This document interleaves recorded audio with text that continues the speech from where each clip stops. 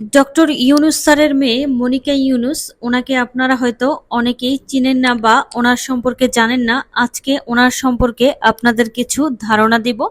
শুধুমাত্র ডক্টর মোহাম্মদ ইউনুস স্যারই বিখ্যাত নন, ওনার মেয়ে মনিকা ইউনুসও কিন্তু অসম্ভব বিখ্যাত একজন মানুষ। মনিকা ইউনুস, ওনার জন্ম 1979 সালে।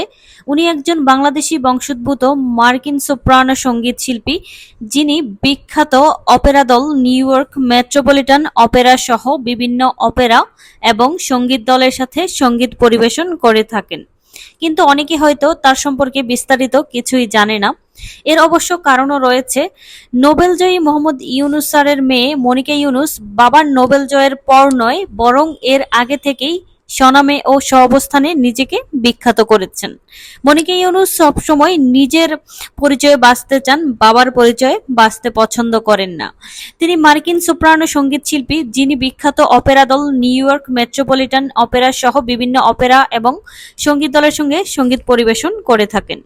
নোবেলজয়ী মোহাম্মদ ইউনুস স্যারের মেয়ে মনিকা, ওনার বেড়ে ওঠা চট্টগ্রামে। মাত্র ১৩ বছর বয়সে মনিকা ইউনুস ম্যাসাচুসেটের প্রখ্যাত টাঙ্গেলউড মিউজিক সেন্টারে ভর্তি হন। সেখানেই তিনি পেশাদার অপেরা শিল্পী হিসেবে পরিচিতি পান। ১৯৯৭ সালে প্রখ্যাত লরেন্স ফিল স্কুলে ভর্তি হবার পর তিনি জুলিয়ার্ড স্কুলে ভর্তি হন। সেখান থেকে তিনি ভোকাল পারফরম্যান্সে স্নাতক ডিগ্রি লাভ করেন। তিনি আইন বিষয়ে অভিজ্ঞ সোশ্যাল এন্টারপ্রেনিউর, একজন বাবার আগেই বিশ্ববিখ্যাত শিল্পী, বাংলাদেশের গর্ব বলতে পারেন উনি। যোগ্য বাবার যোগ্য সন্তান, যোগ্য বাবার সন্তানরা এমনই হয় মনে হয়।